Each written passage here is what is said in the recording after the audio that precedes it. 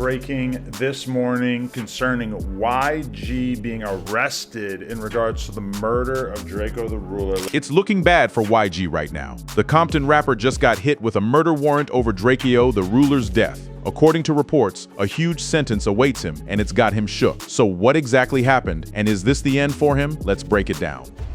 The morning in Burbank, 6:30 in the morning, July 23, 2026. Law enforcement executed a search warrant at a commercial property in Burbank, California on Moss Street near Magnolia Boulevard, right off the 5 freeway. The building ties back to YG, government name Keenan Daquan Ray Jackson. He was inside when they pulled up. YG has been detained as cops execute search warrant over Drakeo the Ruler's murder. The word homicide was printed on paper and a judge had already signed it, meaning somebody swore under oath that evidence of a killing was sitting inside that one specific address. The California Highway Patrol ran point, and the Burbank Police Department SWAT team assisted. CHP Public Information Officer Sergeant Christian Stevens confirmed it on record. TMZ broke the story, and Adam 22 had it up on No Jumper inside the hour with footage of YG standing outside his own building, answering to detectives. So right here, we've got YG being grilled by police officers. The building is a commercial structure, not a house, so the search covered offices and storage, a work spot rather than anywhere a man sleeps. Whatever they came for, they expected to find it filed away somewhere. Highway Patrol running lead on a Los Angeles murder sounds backwards until you learn why. The concert grounds where Drakeo the Ruler got killed fall under CHP jurisdiction, so CHP holds the murder book on this one. Not LAPD Burbank SWAT, just supplied the muscle for the entry. Sources tell TMZ that CHP, aka California Highway Patrol, was the lead agency on the matter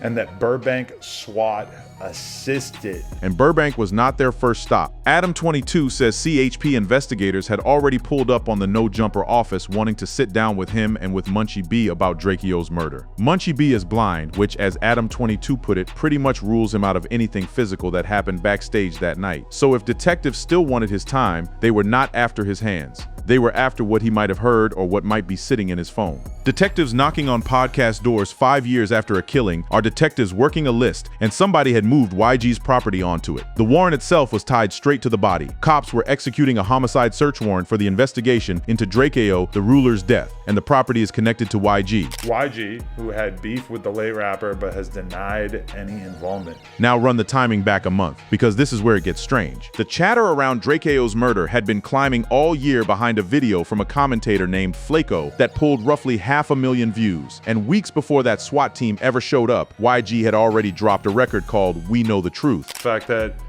YG did a song like a month ago called We Know the Truth. The track pushed back against long-standing accusations that he was involved in the stabbing backstage at Once Upon a Time in LA on it. He denies any involvement in Drakeo's death outright. 5 years of saying nothing, then a denial on wax, then a warrant. Line those three up in any order you like, and it stops looking like coincidence. So what were they hunting for inside a building 4.5 years after a man got killed at a concert? Not a knife. Adam 22 called it the second he heard. But what does he have? He has a phone. And the phone has all the conversations he's ever had. A phone from that era holds messages, call logs, and location pings covering the weeks before and after Drakeo died. Cold case teams do not go looking for weapons anymore. They go looking for a data set that somebody never thought to wipe. Digital assets that could potentially be found on YG's phone, and I would assume the same thing. Nobody put out a list of what went into the evidence van, which is how it goes on an open case. That silence protects the chain of custody and keeps leads from circling back to the people them leads point at. But it also left the whole internet to fill in the blank, and the internet filled it in with the worst thing it could cook up. To understand why a homicide team picked that door out of every door in Los Angeles County, you gotta go back to a Saturday night in December. The night they took Drakeo, December 18th, 2021. Exposition Park, Los Angeles. The Once Upon a Time in LA Festival. The bill was stacked with Snoop Dogg, 50 Cent, Ice Cube, Bone Thugs, and The Game. Billed as a West Coast family reunion for a city that almost never gets one. Drakeo the Ruler was 28 years old, and he was not a headliner. He was one of the openers, the acts who go up before the legends and warm the crowd. Around 8:30 at night, he was backstage getting his mind right to walk out and perform. He's reportedly dead after being stabbed in the neck during the Once Upon a Time in LA festival. at Exposition Park on Saturday night. Backstage was a restricted zone walled off for artists, crew, and VIP guests. Witnesses described a swarm coming through it anyway. Drakeo's mother, Darylene Corniel, later described an attack by a group estimated at roughly 40 to 60 men, plenty of them masked up, moving on Drakeo, his brother Ralphie the Plug, and their circle, 10 deep against 60, in a hallway behind the stage. Somewhere in that crush, a blade went into his neck. Not his arm, not his side, his neck. One detail from that night has stayed in circulation ever since, and it came from Drakeo's own mother. Corniel said the attack unfolded around the time YG arrived at the venue. No official finding has ever tied those two facts together, and investigators never publicly drew that line, but it got said out loud by the person closest to the victim. And once that was out there, it never went away. Los Angeles Fire Department Margaret Stewart said paramedics responded to a call about a stabbing around 8:40 p.m. local time. The accounts going around put the ambush in the narrowest window of the night. That stretch when an artist steps away from his people and walks toward the stage with nobody around him. And then Whack 100 says he was actually walking up to perform, about to go up to perform and get stabbed in the neck. Yeah, it's a possibility, because they rushed him to a hospital nearby. The venue was Bank of California Stadium, the ground that later became BMO Stadium, and by the time the ambulance pulled out, most of the crowd still had no idea anything had happened. For a few hours, the timeline held on to the phrase critical condition like it meant something, and thousands of people refreshed their phones all night waiting on an update that never turned good. West Coast rapper was initially in critical condition at a nearby hospital, but TMZ reports he has since succumbed to his injury. He died the next day. December 19th, LAPD flagged it a homicide immediately. Then came the part that turned a lot of stomachs. Footage of Drakeo bleeding out started moving around social media within hours, shot by people standing close enough to help who pulled a phone out. Instead, a man's last minutes went up as content before his people even got the call. The festival died with him. Snoop Dogg found out while he was getting ready and pulled his set. The rest of the headliners followed. Tens of thousands of people got pushed toward the exits with almost no explanation. They ended the performances, by the way, early. All performances are now over. They said, please head to the closest exit and head eastbound on MLK. The city was already numb to it. Rappers had been dying at such a clip that the podcast covering the story the next morning counted this as the fourth time an artist had died on one of their recording days. Young Dolph had gone weeks earlier, and this was not happening in a quiet season. Compton rapper Slim 400 had been shot and killed 10 days earlier on December 8th. Two Los Angeles rappers gone inside a week and a half, and the second one died at a ticketed event with wristbands, metal detectors, and a paid security operation. Ooh, they're gonna be like, how the hell did somebody get in here with a knife and get that close to one of the performers? Where's security? What happened? What is going on? The timing made it worse. Astroworld had happened weeks before, and every festival promoter in the country was already under a microscope over crowd safety. Now a rapper was dead behind the barricade at a Los Angeles event, in the one area that was supposed to be locked down tighter than the floor. Somebody dropped the ball, and the whole industry knew it by sunrise. That question turned into a lawsuit years later, but that same night it turned into something uglier. Somebody claiming to have worked security started posting on social media, naming names, describing who jumped who and how many deep they came, then deleted every post. No agency ever backed a word of it, and the podcast covering it in real time said so plainly, obviously it's all allegedly, there's no evidence proving this at all. By then it did not matter. The rumor was already loose, and one name was riding on the front of it. To understand why anybody found that believable, you first got to understand who Drakeo was, and what the state of California had already tried to do to him. The man they killed. Darrell Wayne Caldwell Jr. came up, leading a collective called Stink Team, putting out music through Empire. He built a sound people started calling nervous music, all strange word choices, and deadpan delivery over beats that sounded half awake. The Los Angeles Times called him one of the most distinctive West Coast stylists in decades. His mixtape I'm Mr. Mosley broke him out in 2015 behind a DJ Mustard remix. Cold Devil followed in 2017. Then the state came for him. On December 10, 2016, a shooting at an adult pajama party in Carson, California, left a man named Davion Gregory dead. The streets knew him as Red Bull, and he was an Inglewood Family Bloods member. Drakeo was there. He did not fire the shot that killed anybody. Prosecutors charged him with first-degree murder, attempted murder, and conspiracy anyway. Their theory leaned on California gang conspiracy law, arguing that his leadership of Stink Team made him liable for what his associates did. Under that framework, a man can go down for a killing he never touched because of who he stands next to. His legal team called it overreach. So did a lot of people watching. He also caught a firearms possession charge in 2017. While all of this this was hanging over him. They arrested him in March 2018 and held him while the case dragged. He sat in a county cell for years watching his career freeze, and he kept recording anyway. He built an entire project over jail phone calls. Thank you for using GTL, and critics rated it as one of the strongest things he ever made. A man rapping through a monitored collect line, and it still came out cold. His style is worth sitting on for a second, because it explains why the loss hit the way it did. Nervous music meant strange, almost poetic word choices delivered flat, flows that wandered instead of punching, a whole sound built sideways from regular gangster rap. Nobody else out west was doing it, and a wave of younger artists started copying it. In July 2019, a jury acquitted him of the murder and the attempted murder charges. It hung on some remaining counts, and prosecutors kept pushing rather than let him walk. He took a plea in 2020 to shooting from a vehicle, and that finally got him out the door in November of that year. Co-defendants from Stink Team were not so lucky and took convictions on related charges, which is exactly how those gang statutes are built to work. One party, many defendants, one theory tying them all together. He had beaten a murder case that could have buried him for life, and he came home with something to prove. 3 months later, he dropped his studio debut, The Truth Hurts, with Drake on a record called Talk to Me that charted on the bubbling under Hot 100. Ain't That the Truth followed the same year, along with more entries in his so-called I Do Am run. He was claiming out loud that he brought California rap back, and he had the run to argue it. Count the months. Out of custody in November 2020, dead in December 2021. 13 months of freedom after 3 years fighting the state, and he spent them stacking the best work of his life. He left behind a son and a brother who kept the label breathing. And he was just growing, man. I remember he was saying, I brought back California rap. Stink Team put out Keep the Truth Alive in 2022 and The Undisputed Truth in 2024, working through the unreleased material he never got to finish, with Ralphie the Plug on it alongside artists like Icewear Vezo and Pressa. 4.5 years gone and his catalog is still growing, which is a strange thing to say about a man who died at 28. So that is the man. Not a headliner, not a millionaire, a rapper who beat a murder case and had 13 months to enjoy it before somebody put a blade in him at a festival. The question left sitting on the table is why anybody would want him gone, and the answer runs through another Compton rapper entirely.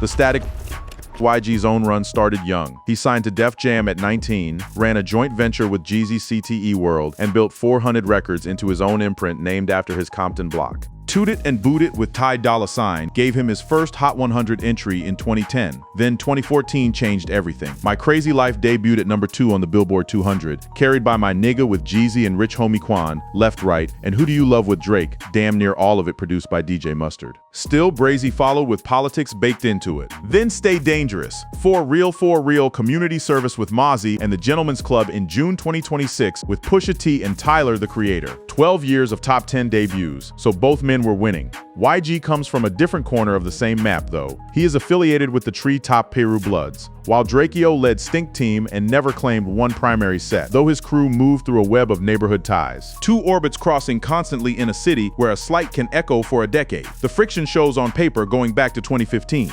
Reports document shootings between the camps, including an incident where Drakeo's associates were linked to a shooting at YG outside a Studio City studio. YG caught rounds to the hip that night and lived. Years later, he described what it did to him, sitting across from a therapist with a camera rolling. Then I got popped. Yeah. Really don't know who popped me. Yeah. I'm paranoid. I be saying some wild shit. My people's like, you need to go talk to somebody. He walked out of that with no answer about who did it, and by his own account, it flipped something in his head permanently. He described the scene itself in detail, and the detail is chaos. As soon as we hit outside, they start boom, boom, boom, boom, sparking. I fall back.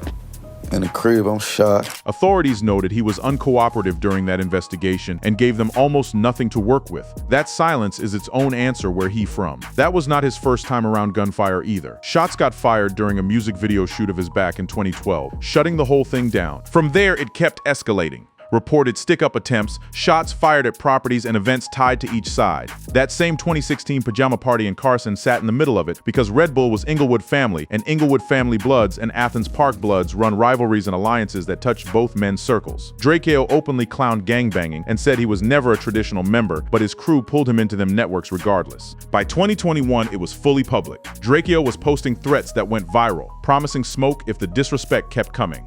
Diss records and subliminals moved both directions, and YG had already put his own rules on camera years earlier. Rap diss and shit, cause like, If it's smoke, it's really smoke with us. We ain't playing, you know? He was separating two kinds of conflict. One lives on wax, moves units, and ends with a handshake. The other one does not stay in the booth, and he said which one he operates on. All that rap beef and all that we not rap beefing, we really beefing. The homies gonna get you. He kept going in that same sit down, drawing a line for the young boys between chasing views online and handling real business. His whole point was that the new generation runs their mouth on Instagram Live at people they will never actually see, while where he came from talk was the last step and not the first one. Didn't really have to do. Now, if you really gotta go lay somebody down or you gotta go do your shit, hey, you gotta handle your business. That footage was recorded well before Drakeo died, with zero mention of Drakeo anywhere in it, and no agency has ever treated it as evidence of anything. But it is exactly why the internet made the jump it made in December 2021. None of the static ever got squashed either. No sit down, no treaty, no OG stepping in. Direct confrontations between the two of them barely got documented, but the proxy war through entourages kept running underneath both careers right up to the night it stopped being about music. And when detectives finally started pulling on that thread, they found out how hard this city can close its mouth. How that morning really ended. 4.5 years after the stabbing, the homicide investigation is still open and unsolved with no arrests, thousands of witnesses, cameras everywhere. Nothing. The wall was never a shortage of footage. It was people. Witnesses refused to talk, stalling the probe, despite the video evidence available. Investigators leaned on surveillance and cell phone clips because the mouths stayed shut, and detectives described a no-snitch environment they could not get through. Thousands of people were standing in that venue, and plenty of them were filming. Almost none of them would sit down with a detective. They also went looking sideways. Investigators examined whether Drakeo's killing connected to the Slim 400 shooting 10 days earlier, checking shared rivalries and overlapping networks across South Central and Compton. Nothing ever got confirmed in public as a direct link between the two. Drakeo's family stopped waiting. They filed a wrongful death suit against promoters, including Live Nation, the security companies, and the venue operators, arguing the backstage failures were foreseeable. A judge denied Live Nation's motion to dismiss in early 2023 and let it proceed, which kept generating documents while the murder book collected dust. Then 2026 brought three things at once, and none of them are confirmed by any agency. Take them as rumor. First, a commentator named Flaco put out a video naming a man he calls Frankenstone. Is actually being investigated and that police believe was the one who did the final stabbing. Second, and this is the piece that would break a case like this open, Adam22 says somebody who was standing there that night has been talking to police. A mob attack is unsolvable by design. One named man who delivered the blow with a witness willing to say so is not. But apparently this person has shared with the police his belief that this guy was the one. The catch is that most of the men who came through backstage that night had their faces covered, so even a witness pointing at somebody has to survive that problem in a courtroom. Third, law enforcement reportedly warned a blogger who had been covering this case closely that his home address had surfaced on a wire, shared by people suspected of taking Drakeo's life. Address being shared on a wiretap by associates that are suspected of having taken Drakeo's life. Wiretaps mean phones were up and conversations were getting recorded. Put all of it on one board. A dead case waking up, a witness talking, wires running. A SWAT team standing in YG's building at daybreak with a homicide warrant in hand. So let's take a look at this article first. Rapper YG had a run-in with the cops Thursday morning during a SWAT response, but he was ultimately released. Then the search ended. He walked. They cut him loose the moment officers finished. He never saw the inside of a station, never got booked, never got printed behind this case, and no charge came off that warrant. Detained means a man stands on his own curb while officers work a property. Arrested means he rides downtown. YG got the first one, and half the internet had already sentenced him for the second. A CHP official tells TMZ that YG was not arrested, and he was detained during the search warrant and released.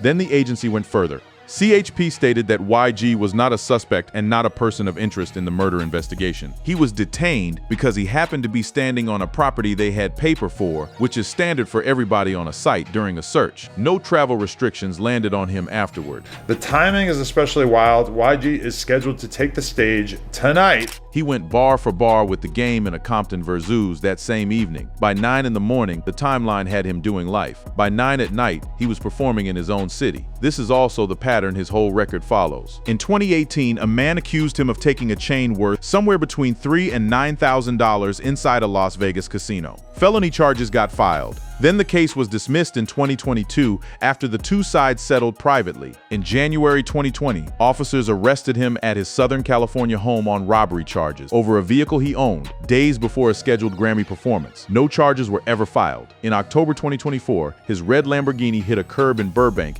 and he got booked on suspicion of misdemeanor DUI, but his attorney contested it and the case was dismissed over insufficient evidence that he was even operating the vehicle since he was found outside a parked car. Arrests, mugshots, headlines, and almost no convictions to show for any of it. That is a man who has been in the system's hands repeatedly and keeps walking out of it. So the verdict: YG ain't get sentenced and he is not gone forever. What that raid really signals is that the case which killed Drakeo the Ruler is breathing again, and somebody out there is a whole lot closer to a courtroom than they were a year ago. Just not him. Drop your take below and tell us who you think finally talks. Thanks for watching.